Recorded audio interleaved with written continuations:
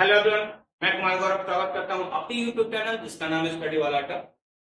आज मैं chemistry class 10 का एक चैप्टर जो एसिड बेस एंड सॉल्ट है, जो हमारा केमिस्ट्री का सेकंड चैप्टर है, हम आज वही शुरुआत करेंगे। सबसे पहले आज हम जानेंगे कि सर एसिड होता क्या है, एसिड की प्रॉपर्टीज क्या होती हैं, कितने टाइप के एसिड होते हैं, कम से कम इतना तो आज पढ़ते जाएंगे। ठीक, अगर मैं बोलूं एसिड क्या है, देखिए जो एसिड है वो एक वर्ड से आया है, एसिडस से, जिसका मतलब होता है सोवर, खट्टा। मतलब एक बात साफ है कि जितने भी खट्टे सब्सटेंस होंगे सब में कोई ना कोई एसिड तो मिल ही जाएगा। चाहे कोई खाना खा रहे होंगे तब खट्टा हो गया, चाहे आप जो आप एसिड बाथरूम क्लीनर का मतलब एसिड यूज करते हैं उसको भी आप अगर टेस्ट करेंगे तो भी आपको कहीं ना कहीं खट्टा लगेगा। कहने का मतलब ये है कि आप नॉर्मली ये वर्ड ही आया है एसिडस से, इसका मतलब है पहले से ही खट्टा है। एक बात तो साफ है कि जो भी सब्सटेंस खट्टे होंगे उनमें एसिड होगा। ठीक है, जब एसिड होगा तो एक बात बताइएगा, हमेशा हम आगे बढ़ाएंगे इंडिकेटर क्या होता है, हम आगे बताएंगे किस टाइप के कितने टाइप के इंडिकेटर होते हैं। थोड़ा सा इंट्रोडक्शन अगर दे दूं तो इंडिकेटर वो सब्सटेंस है जो आपको बता दे कि हाँ कोई भी सब्सटेंस एसिड है, बेस है, या फिर सॉल्ट है, या फिर न्यूट्रल है, वो कहलाता है इंडिकेटर। तो अगर मैं इंडिकेटर की बात बोल दूं तो जितने भी एसिड हैं वो हमेशा याद रखिएगा, कंडक्टिंग नेचर का होगा। मतलब वो इलेक्ट्रिसिटी कंडक्ट करेगा, मतलब नॉर्मली कंडक्टिंग नेचर का होगा। आप कहेंगे सर कैसे? आपको अगर थोड़ा बहुत प्रीवियस क्लासेस में जानते होंगे तो इलेक्ट्रिसिटी को जब डिफाइन करते हैं कहते हैं sir flow of charge. Flow of charge का मतलब समझ रहे हैं? फ्लो ऑफ चार्ज का मतलब है कि उसके पास 3 मोबाइल आयंस होने चाहिए। अगर कोई भी कंपाउंड, सपोज कीजिएगा हमारे पास NaCl है जो आप नमक खाते हैं, ये NaCl जो सॉलिड स्टेट में है इसे कभी इलेक्ट्रिसिटी कंडक्ट नहीं हो सकता। लेकिन अगर यही किसी तरह से हमने इसको तोड़ दिया, ये चला जाएगा किसमें? Na+ और Cl माइनस, Na+ और Cl माइनस। जब ये Na+ और Cl माइनस में टूटेगा तो देखो भाई, पहले ये अकेला था, पहले ये कंपाउंड मिले हुए थे, अब ये क्या सर अकेले अकेले हो गए। अब क्या होगा सर? अकेले अकेले हो गए। जब अकेले अकेले हो गए अब ये फ्री हो गए, फ्री होंगे, मूवेबल हो गए, मोबाइल हो गए। जब मूवेबल हो गए तो जहां जहां जाएंगे अपने साथ इलेक्ट्रॉन्स लेके जाएंगे, और जहां जहां इलेक्ट्रॉन जाएगा वहां मतलब किस चीज का कंडक्शन हो जाएगा? इलेक्ट्रिसिटी। आप समझ रहे हैं? इनको हम इलेक्ट्रिसिटी कंडक्ट करता है, इसीलिए हम इसको बोलते हैं इलेक्ट्रोलाइट। क्या बोलेंगे? इलेक्ट्रोलाइट। इलेक्ट्रोलाइट का मतलब समझिएगा, इलेक्ट्रोलाइट क्या है? वही वही वही ऐसा एक्वा सॉल्यूशन, जब इसी NaCl को ना सर पानी में डाल देंगे ये टूट जाएगा, इसमें Na+Cl माइनस। तो जो भी एक्वस कंपाउंड होंगे, एक्वस सॉल्यूशन होगा किसी अन्य कंपाउंड का, वो कहलाएगा इलेक्ट्रोलाइट। याद होगा आप अगर केमिस्ट्री की बात कर ले तो आप thermal decomposition reaction, electrolytic decomposition reaction पढ़ रहे थे। वहां पे हाइड्रोजन जब वो आप उसका इलेक्ट्रोलिसिस करवा रहे थे तो H+ अपने अपने कॉन्स्टिट्यूएंट आयन में टूट रहा था, प्लस वाले में और माइनस वाले में। यहां पे भी जो NaCl है वो टूटेगा Na+ और Cl माइनस। जब टूट गया, जैसे ही टूटेगा फटाक से इलेक्ट्रिसिटी कंडक्ट करेगी। तो सीधी सी बात है, ऐसा एक्वा सॉल्यूशन, ध्यान से रखिएगा इलेक्ट्रोलाइट डेफिनेशन आ जाता है, ऐसा एक्वा सॉल्यूशन जो इलेक्ट्रिसिटी कंडक्ट करता होगा वो कहलाएगा हमारा इलेक्ट्रोलाइट। अरे क्या कहलाएगा? इलेक्ट्रोलाइट। ठीक है, क्या कहलाएगा सर? इलेक्ट्रोलाइट। अब देखने वाली बात ये है, देखने वाली बात क्या सर? इलेक्ट्रोलाइट सारे कंपाउंड का होगा? नहीं सर, हमेशा मोस्टली जो सॉल्ट्स होंगे उन्हीं का, जो एसिड होगा उन्हीं का। जो आसानी से डिसोसिएट हो जाएंगे, टूट जाएंगे अपने अपने आयंस में, वो कहलाएगा हमारा इलेक्ट्रॉन। चौथी प्रॉपर्टी का भी कोरोसिव नेचर के होंगे। कोरोसिव समझ रहे हैं क्या? अगर आप एसिड में कोई भी मेटल डाल दो, वो खुरदरा टाइप का हो जाएगा, ठीक है, अपनी प्रॉपर्टी लॉस करने लगेगी, डिग्रेड होने लगेगा, डिकम्पोज होने लगेगा।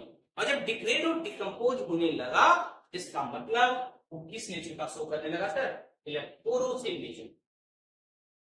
किसको शो करने लगा? Corrosive nature. अभी तक हमने बताया 4 प्रॉपर्टीज, लेकिन ऐसे बैठे थे, एक साइंटिस्ट थे, नाम था आर्गेनियस। आराम से सुनिएगा क्योंकि क्वेश्चन आया हुआ है। उन्होंने कहा कि भाई जो भी एसिड होंगे, अगर आपने उसका एक्वस सॉल्यूशन तैयार किया, एक्वस जहां भी बोल देगा ना, पानी की ही बात करेगा, कोई और मिक्सचर की, कोई और लिक्विड की बात नहीं करेगा। एक्वस का मतलब पानी में जब आप किसी कंपाउंड को मिला रहे हैं तो that solution known as aqueous. आपने नमक को पानी मिला दिया, एक्वस सॉल्ट सॉल्यूशन। चीनी को पानी मिला दिया, एक्वस शुगर सॉल्यूशन। एसिड को पानी मिला दिया, एक्वस एसिड। चलो तो आर्गेनियस ने कहा, इन्होंने आर्गेनियस थ्योरी के भी नाम से जानते हैं, इन्होंने कहा कि भाई ध्यान से देखना, आर्गेनियस थ्योरी, आर्गेनियस थ्योरी। इन्होंने कहा जब भी किसी एसिड का एक्वस सॉल्यूशन बनाएंगे, जब भी किसी एसिड को पानी में मिलाएंगे, वो सॉल्यूशन बन जाएगा। कौन सा सॉल्यूशन? एक्वस एसिडिक सॉल्यूशन बन जाएगा। और जहां भी एक्वस बना, वो अपने अपने आयन से टूट जाएगा। थोड़ी देर के लिए आपको मैं समझा दूं, को 2-4 फॉर्मूले हम आपको समझाएंगे।